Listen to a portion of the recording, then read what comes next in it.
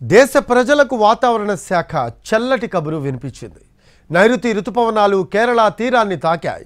లక్షద్వీప్ కేరళలోని కొన్ని ప్రాంతాలకు ఋతుపవనాలు విస్తరించేందుకు పరిస్థితులు అనుకూలంగా ఉన్నాయని వాతావరణ శాఖ అంచనా వేస్తోంది. రాబోయే 3-4 రోజుల్లో ఋతుపవనాలు ఏపీలోకి ప్రవేశించే అవకాశం ఉందని తెలిపింది.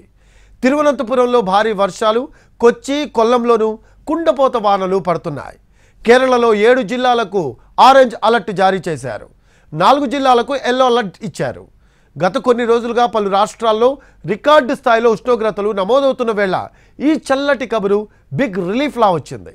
ఈ ఏడాది సాధారణం కంటే ఎక్కువ వర్షం కురుస్తుంది అని గత నెలలో ఐఎండీ చెప్పింది.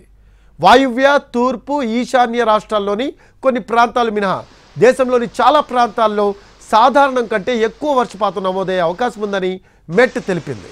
1951 నుంచి 2023 వరకు ఎల్నినో తర్వాత లానినా వచ్చిన సందర్భాల్లో భారత్లో 9 సార్లు మంచి వర్షాలు కురిశాయని తెలిపింది. అందుకు అనుగుణంగానే ఈ ఏడాది ఋతుపవనాల కదలిక ఉందని వివరించింది.